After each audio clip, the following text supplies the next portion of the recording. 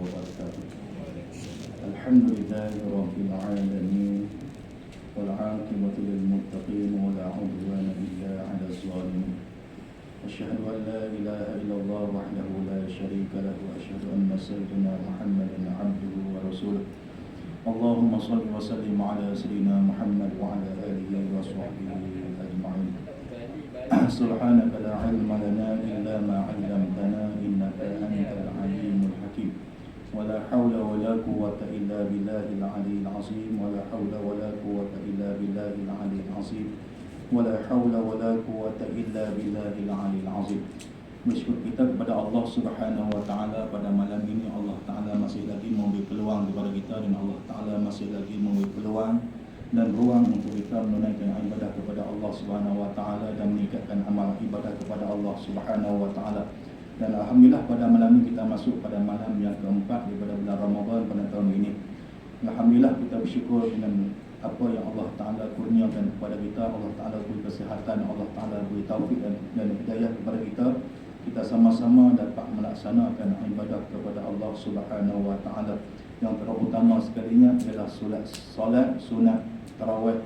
Yang mana solat sunat tarawih ini tidak ada di bulan-bulan yang lain, yang Allah Ta'ala khususkan pada bulan Ramadan sahaja. Alhamdulillah kita dapat laksanakan pada tahun ini solat tarawih dengan cara berjemaah pada tahun ini, dan insya-Allah kita dapat meningkatkan amal ibadah pada masa-masa yang lagi datang, yang masih berbaki. Kita sekarang ni masuk dalam fasa yang pertama, iaitu awwaluha rahmatun minallah, iaitu rahmat daripada Allah Subhanahu wa taala.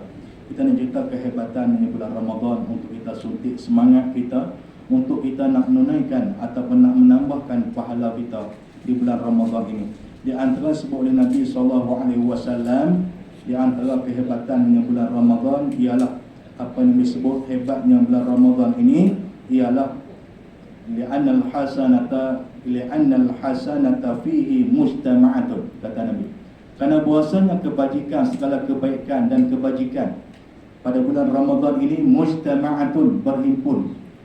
Di bulan-bulan yang lain kebajikan tu ada, tapi di bulan Ramadan ni kata Nabi SAW, ialah di bulan Ramadan ni segala kebajikan dihimpunkan, berhimpun di bulan Ramadan. Iaitu ini sebuah kebaikan dan ini sebuah balasan pahala yang dihimpunkan, yang ditawarkan kepada kita Nabi Muhammad SAW.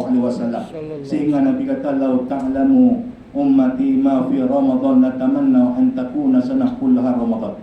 Kalau sekiranya umat aku tahu apa yang ada di bulan Ramadan ini, latamanna, nescaya bercita-citalah mereka itu, an takuna sanah, bahwasanya semua kullaha, dengan bahwasanya semua setahun ke semua sekali, kata Nabi, kullaha Ramadan, jadi Ramadan mereka.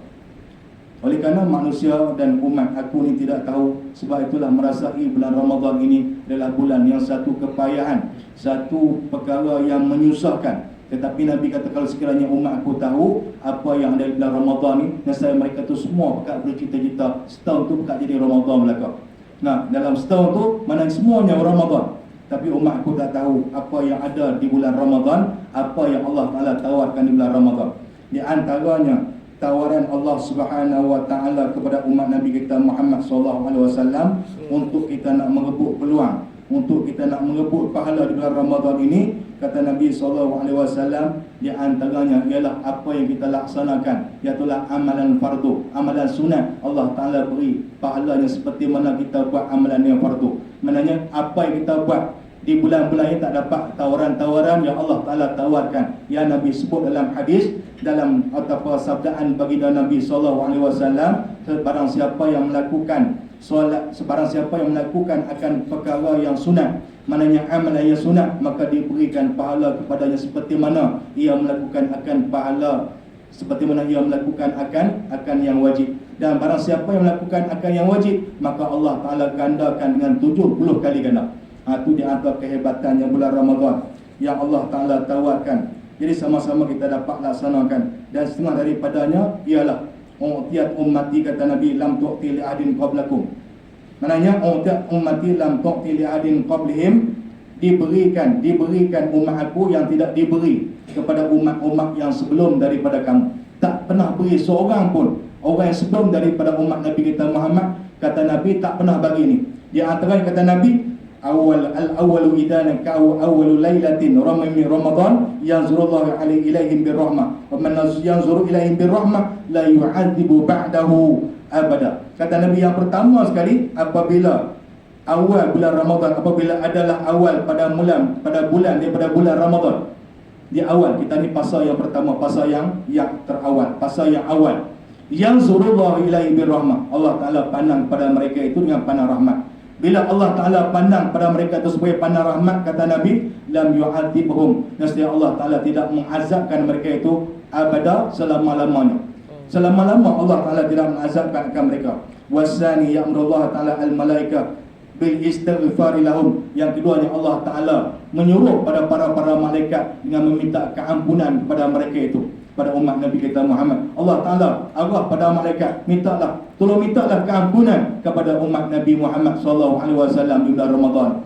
Yang ketiga ni kata Nabi, inna ra'ihatus sha'imin atyabu 'indallah min ra'il misk. Kata Nabi, sesungguhnya bau orang yang berpuasa, bau mulut orang yang berpuasa terlebih harum di sisi Allah Ta'ala lebih daripada kasturi lagi. Sebab itulah kita kena jaga, walaupun biarlah mulut busuk sekalipun. Biarlah orang kata mulut busuk sekalipun, tapi di sisi Allah Ta'ala terlebih wangi, terlebih harum, lebih daripada kasturi lagi orang yang berpuasa. Dan yang keempatnya kata Nabi, yaqullahu lil jannah ittaqizi zinatak wa yaqulu tuba lil ibadil mu'minin. Dan yang keempatnya kata Nabi SAW, Allah Ta'ala berkata bagi syurga, Allah Ta'ala berkata bagi syurga, ittaqidi zinatak, ambillah zinataka akan perhiasan-perhiasan engkau. Allah Ta'ala suruh ambil perhiasan-perhiasan dan menghiasi untuk orang yang berpuasa. Dan yaqulu tuba li ibadil mu'minin, dan berkatalah tadi syurga tadi, tuba li ibadil mu'minin, nescaya Allah Ta'ala mengampunkan bagi hamba-Nya yang beriman. Dan yang kelima, yaghfirullahu ta'ala lahum zunuban jami'a, dan Allah Ta'ala mengampunkan akan dosa-dosa para hamba Allah, iaitu umat Nabi kita Muhammad, akan pahala-pahala sekalian yang Allah Ta'ala ampun bagi orang yang berpuasa di bulan Ramadan. Jadi kita masih lagi dalam fasa yang pertama dan kita menunggu fasa yang terakhir. Jadi kita tak nak menempuhi akan fasa yang terakhir ini. Jadi terlebih dahulu kita laksanakan amal ibadah di fasa-fasa yang pertama, fasa yang kedua. InsyaAllah di fasa yang ketiga nanti Allah Ta'ala mempertemukan kita dengan satu malam, iaitu malam Lailatul Qadar. Ini yang kita tunggu-tunggu.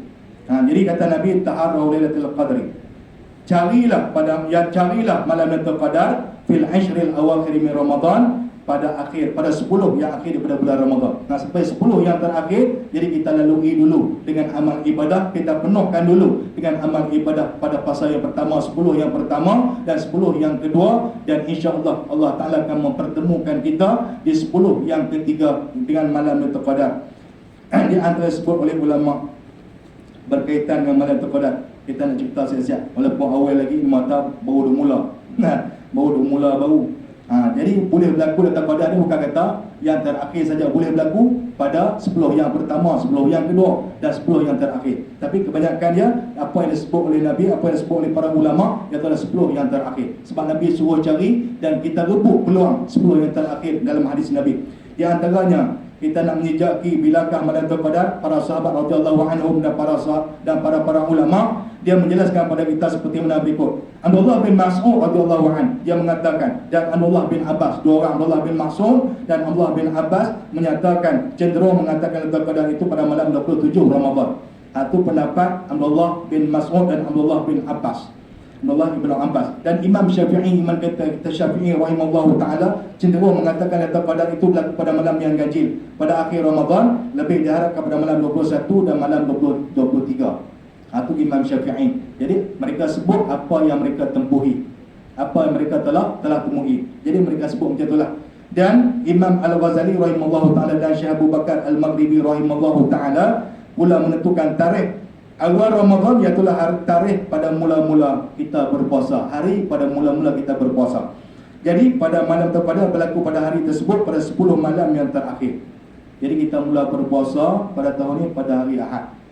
Jadi kata pada Imam Ghazali rahimahullahu ta'ala, Jadi mudah-mudahan berlaku juga malam Qadar, iaitu pada malam Ahad 10 yang terakhir. Jadi terbulah tu di antara pendapat-pendapat lah. Allah Ta'ala nak beri kita ni malam apa tak tahu lah.